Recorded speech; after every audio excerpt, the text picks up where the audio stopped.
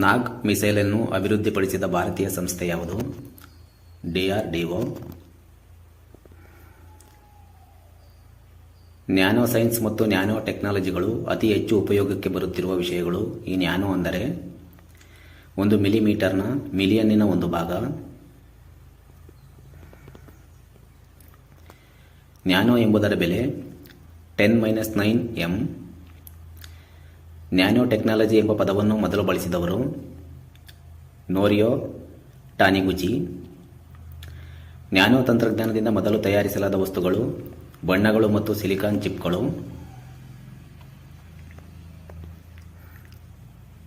Richter scale ಇದಕ್ಕೆ ಸಂಬಂಧಿಸಿದೆ. ಭೂಕಂಪಗಳು. ವಿಮಾನದಲ್ಲಿ ಎತ್ತರವನ್ನು ಕಂಡುಹಿಡಿಯಲು ಬಳಸುವ ಸಾಧನ ಅಲ್ಟಿಮೀಟರ್. ಯಾವುದರ ಸ್ಮರಣಾರ್ಥವಾಗಿ ಪ್ರತಿ ವರ್ಷ ಫೆಬ್ರವರಿ 28ರಂದು ರಾಷ್ಟ್ರೀಯ ವಿಜ್ಞಾನ ದಿನವನ್ನಾಗಿ ಆಚರಿಸಲಾಗುತ್ತದೆ? ನೊಬೆಲ್ ಬಹುಮಾನ ತಂದಂತಹ ನಮ್ಮ ಸಂಶೋಧನೆಯ ಬಗ್ಗೆ ರಾಮನ್ ಅವರು ಸಾರ್ವಜನಿಕ ಪ್ರಕಟಣೆ ನೀಡಿದ ದಿನದ ನೆನಪಿಗಾಗಿ.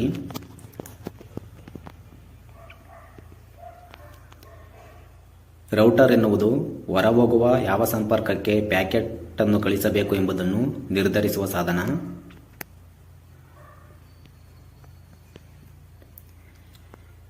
ನ್ಯೂಟ್ರಿನೋ ಸಂಶೋಧನೆಗಾಗಿ ವಿಶ್ವದರ್ಜೆಯ ಭೂ ಅಂತರ್ಗತ ಪ್ರಯೋಗಾಲಯ ಎನಿಸಿಕೊಂಡಿರುವ ಭಾರತೀಯ ನೆಲೆಯ ನ್ಯೂಟ್ರಿನೋ ವೀಕ್ಷಣಾಲಯವು ಡ್ಯಾಶ್ ಸ್ಥಳದಲ್ಲಿ ತಲೆ ಎತ್ತಲಿದೆ. ತಮಿಳುನಾಡಿನ ಪೊಟ್ಟಿಪುರಂ. LTE ತಂತ್ರಜ್ಞಾನವನ್ನು ಬಳಸಿದ 4ನೇ ತಲೆಮಾರಿನ 4G ಮೊಬೈಲ್ ದೂರಸಂಪರ್ಕ ಸೇವೆಯನ್ನು ಭಾರತದಲ್ಲಿ ಮೊದಲ ಬಾರಿಗೆ ಎಲ್ಲಿ ಪ್ರಾರಂಭಿಸಲಾಯಿತು? ಕೋಲ್ಕತ್ತಾ. 1914ರಲ್ಲಿ ಕೋಲ್ಕತ್ತಾದಲ್ಲಿ ನಡೆದ ಪ್ರಥಮ ಭಾರತೀಯ ವಿಜ್ಞಾನ ಕಾಂಗ್ರೆಸ್ನ ಅಧ್ಯಕ್ಷರಾಗಿದ್ದವರು ಯಾರು? ಸರ್ ಅಶುತೋಷ್ ಮುಖರ್ಜಿ.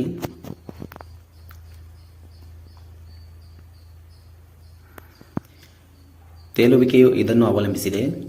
ಪಲ್ಲಟವಾದ ದ್ರವದ ರಾಶಿ. ಡ್ಯಾಶ್ ಎಂಬ ಘಟಕದಲ್ಲಿ ನ್ಯೂಕ್ಲಿಯರ್ ಅಳತೆಯನ್ನು ಅಭಿವ್ಯಕ್ತಿಸಲಾಗಿದೆ. ಫರ್ಮಿ. ಗಾಳಿಯ ವೆಲಾಸಿಟಿಯನ್ನು ಯಾವುದರಿಂದ ಅಳೆಯುತ್ತಾರೆ? ಅನಿಮಾಮೀಟರ್.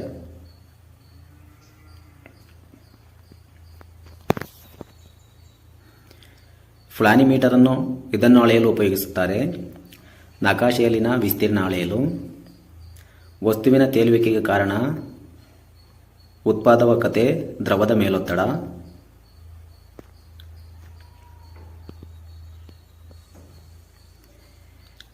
ಭೂಕಂಪನಗಳ ತೀಕ್ಷ್ಣತೆಯನ್ನು ಅಳೆಯುವ ಸಾಧನ ಸಿಸ್ಮೋಗ್ರಾಫ್. ಸಾಗರದ ಆಳವನ್ನು ಮಾಪನ ಮಾಡುವ ಉಪಕರಣ ಗಹನ ಮಾಪಕ. ಮಳೆಹಾನಿಗಳು ಗುಂಡಾಕಾರವಾಗಿರುತ್ತವೆ ಏಕೆಂದರೆ ಮೇಲ್ಮೈ ಸೆಳೆತ.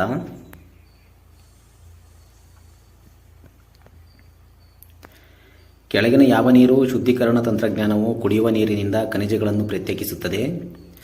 ರಿವರ್ಸ್ ಓಸ್ಮೋಸಿಸ್. ಭೂಕಂಪನದ ತೀವ್ರತೆಯ ವ್ಯಾಪ್ತಿಯನ್ನು ಈ ಕೆಳಕಂಡ ಅಳತೆ ಪಟ್ಟಿಯಿಂದ ಮಾಪನ ಮಾಡಲಾಗುತ್ತದೆ. ರಿಕ್ಟರ್. ವಿಕಿರಣಶೀಲತೆಯನ್ನು ಅಳೆಯಲು ಬಳಸುವುದು ಗಿಗರ್ ಕೌಂಟರ್. ಕರ್ನಾಟಕದಲ್ಲಿ ಭೂಕಂಪ ಮಾಪನ ಕೇಂದ್ರವು ಎಲ್ಲಿದೆ? ಗೌರಿಬಿದನೂರು. ಭಾರತದ ಮೊದಲನೆಯ ಖಗೋಳಯಾತ್ರಿ ಯಾರು? ರಾಕೇಶ್ ಶರ್ಮಾ.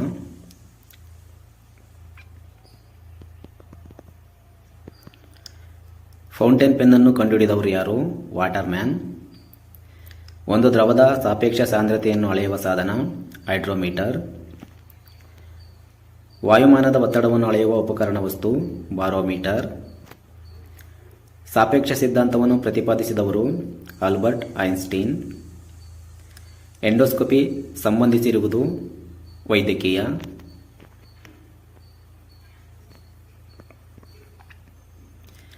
ಕಲ್ಪನಾ ಚಾವ್ಲಾ ಇವರು ಒಬ್ಬ ಗಗನಯಾತ್ರಿ. ಸಮರ್ಥನೆ ಬಾಳಿಯಾನು ಇದನ್ನು ಪ್ರತಿಪಾದಿಸಿದ ವಿಜ್ಞಾನಿ ಚಾರ್ಲ್ಸ್ ಡಾರ್ವಿನ್. 1969ರಲ್ಲಿ ಚಂದ್ರನ ಮೇಲೆ ಹೆಜ್ಜೆ ಇಟ್ಟ ಮೊಟ್ಟಮೊದಲ ವ್ಯಕ್ತಿ ನೀಲ್ ಆರ್ಮ್ಸ್ಟ್ರಾಂಗ್.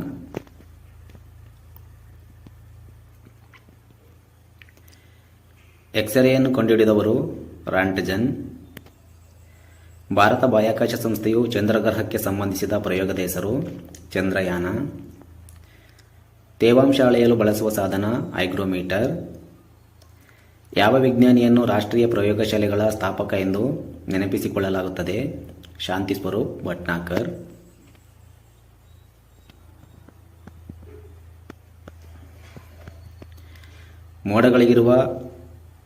ಮೋಡಗಳಿರುವ ರಾತ್ರಿ ಬೆಚ್ಚಗಿರುತ್ತದೆ ಏಕೆ? ಮೋಡಗಳು ಉಷ್ಣವು ಭೂಮಿಯಿಂದ ವಾತಾವರಣಕ್ಕೆ ಹರಡಲು ಬಿಡುವುದಿಲ್ಲ. ಗ್ರಾಫಿನ್ ಎಂಬುದು ನ್ಯಾನೋ ತಂತ್ರಜ್ಞಾನದ ಉತ್ಪನ್ನವಾಗಿದೆ. ಇದರ ಮಹತ್ವವೇನು? ಇದು ಅತ್ಯಂತ ತೆಳುವಾದ ಬಲವಾದ 2 ಆಯಾಮಗಳ ವಸ್ತುಗಳಲ್ಲೊಂದಾಗಿದೆ.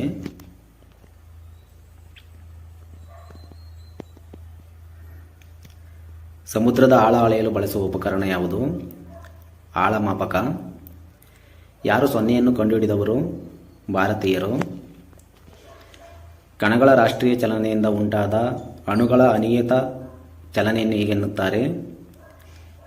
ಬೌನಿಯನ್ ಚಲನೆ. ಆಲ್ಬರ್ಟ್ ಐನ್ಸ್ಟೀನ್ ಅವರ ವಿಭಿನ್ನವಾದ ಸಂಶೋಧನೆ ಹಾಗೂ ಸೂತ್ರೀಕೃತವಾದ ಈ ಕೆಳಗಿನ ವಿಷಯಕ್ಕೆ ನೊಬೆಲ್ ಪುರಸ್ಕಾರ ಪಡೆದಿದ್ದಾರೆ. ಫೋಟೋ ಎಲೆಕ್ಟ್ರಿಕ್ ಪರಿಣಾಮಗಳ ಸೂತ್ರಗಳು.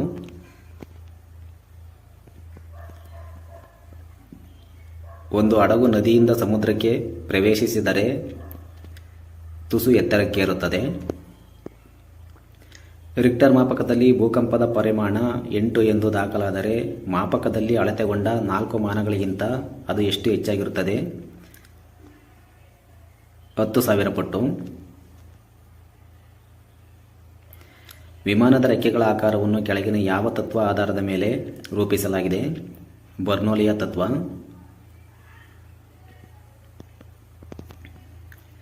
ಈ ಕೆಳಗಿನವುಗಳಲ್ಲಿ ಯಾವ ಹೇಳಿಕೆ ತಪ್ಪು? ಕಬ್ಬಿಣ ಪಾದರಸದಲ್ಲಿ ತೇಲುತ್ತದೆ.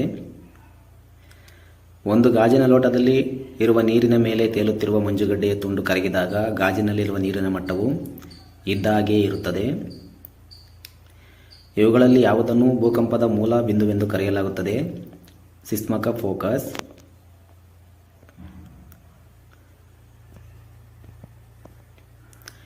ರೇಡಿಯಂ ಅನ್ವೇಷಣೆ ಮಾಡಿದವರು? Marie Curie. ಕ್ಯೂಸೆಕ್ಗಳಲ್ಲಿ ಯಾವುದನ್ನು ಅಳೆಯುತ್ತಾರೆ? ನೀರಿನ ಪ್ರಮಾಣ. ಈ ಕೆಳಗಿನವುಗಳಲ್ಲಿ ಯಾವುದರಿಂದ ಗಾಳಿಯ ವೇಗವನ್ನು ಅಳೆಯುತ್ತಾರೆ? ಅನಿಮೋಮೀಟರ್.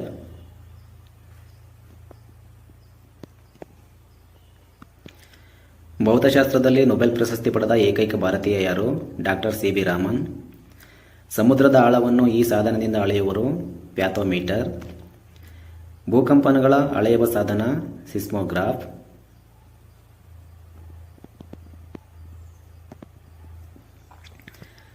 ದ್ರವದ ಬಿಂದು ಗೋಲಾಕಾರ ತಾಳುವ ಬಲವನ್ನು ತೋರಿಸುತ್ತದೆ. ಯಾಕೆಂದರೆ ಅದರ ಮೇಲ್ಮೈಯ ಬಲವು ಕನಿಷ್ಠವಾಗಿರುತ್ತದೆ.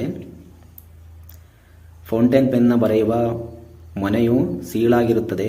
ಏಕೆಂದರೆ ಲೋಮನಾಳ ಕ್ರಿಯೆಯಿಂದಾಗಿ ಶಾಯಿಯು ಹರಿಯಲು.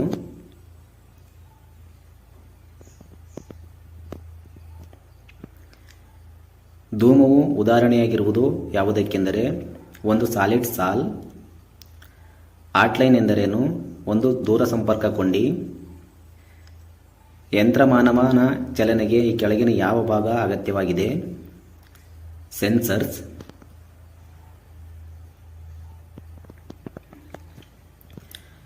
ಆಳ ಸಮುದ್ರದಲ್ಲಿ ಮುಳುಗುಗಾರರು ಉಸಿರಾಟಕ್ಕಾಗಿ ಕೆಳಗಿನ ಮಿಶ್ರಣವನ್ನು ಉಪಯೋಗಿಸುತ್ತಾರೆ? ಆಕ್ಸಿಜನ್ ಮತ್ತು ಹೀಲಿಯಂ. ನ್ಯಾನೋ ಕಾರು ಉತ್ಪಾದನಾ ಘಟಕವನ್ನು ಟಾಟಾ ಸಂಸ್ಥೆಯವರು ಸ್ಥಳಾಂತರಿಸಿದ್ದು ಪಶ್ಚಿಮ ಬಂಗಾಳದ ಸಿಂಗೂರಿನಿಂದ ಗುಜರಾತಿನ ಸನಂದಕ್ಕೆ.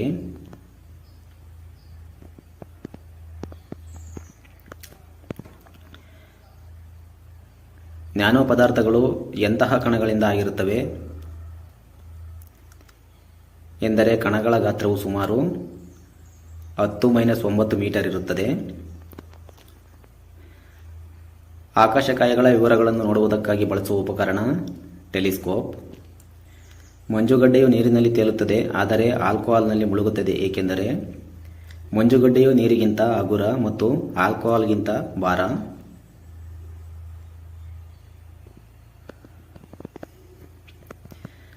ಒಂದು ಹಡಗು ಕಡಲ ನೀರಿನಲ್ಲಿ ಮುಳುಗುವ ಸಾಧ್ಯತೆ ಕಡಿಮೆ, ಆದರೆ ನದಿ ನೀರಿನಲ್ಲಿ ಮುಳುಗುವ ಸಾಧ್ಯತೆ ಹೆಚ್ಚು. ಕಾರಣವೇನು? ಕಡಲ ನೀರಿನ ಸಾಂದ್ರತೆಯು ನದಿ ನೀರಿನ ಸಾಂದ್ರತೆಗಿಂತ ಹೆಚ್ಚು.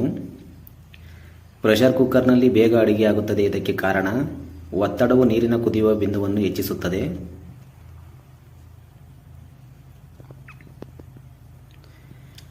ರಾಷ್ಟ್ರೀಯ ಶಕ್ತಿ ರಕ್ಷಣಾ ದಿನ ಡಿಸೆಂಬರ್ 14.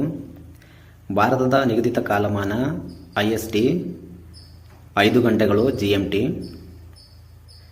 ದ್ರವವೊಂದರಲ್ಲಿ ವಸ್ತುವಿನ ಮೇಲೆ ವರ್ತಿಸುವ ಮೇಲ್ಮುಖ ಬಲವನ್ನು ಹೇಗೆನ್ನುತ್ತಾರೆ? ಪ್ಲವನತೆ.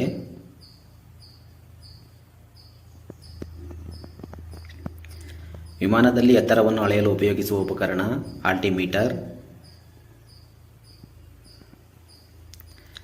ಲೂಯಿಸ್ ವಾಟರ್ಮನ್ ಕಂಡುಹಿಡಿದದ್ದು ಫೌಂಟನ್ ಪೆನ್.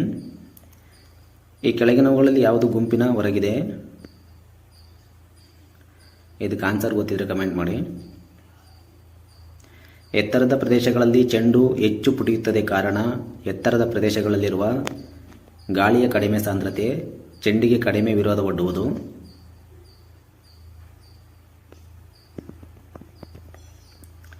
ಗಾಳಿಯ ಗುಳ್ಳೆಯೊಂದು ಕೆರೆಯ ತಳದಿಂದ ಮೇಲೆ ಬಂದಾಗ ಅದು ಗಾತ್ರದಲ್ಲಿ ದೊಡ್ಡದಾಗುವುದು. ಮೋಡ ಕವಿದ ರಾತ್ರಿಗಳಲ್ಲಿ ಕಡಿಮೆ ಇಬ್ಬನಿ ಉಂಟಾಗಲು ಕಾರಣ ವಿಕಿರಣದ ದರ ಕಡಿಮೆಯಾಗುವುದು.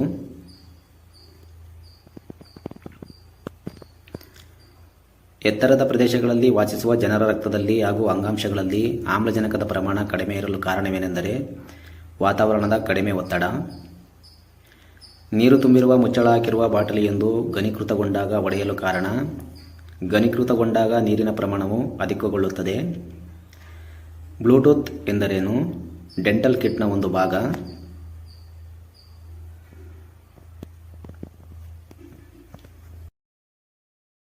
ಈ ವಿಡಿಯೋ ನಿಮಗೆ ಹೆಲ್ಪ್ ಆಗಿದ್ರೆ ಲೈಕ್ ಮಾಡಿ, ನಿಮ್ಮ ಫ್ರೆಂಡ್ಸ್ ಜೊತೆ ಶೇರ್ ಮಾಡಿ. ಇನ್ನಷ್ಟು ಕಾಂಪಿಟೇಟಿವ್ ಎಕ್ಸಾಮ್ಸ್ ವಿಡಿಯೋ ಬೇಕಾದ್ರೆ ನಮ್ಮ ಚಾನಲ್ ಸಬ್ಸ್ಕ್ರೈಬ್ ಮಾಡಿ.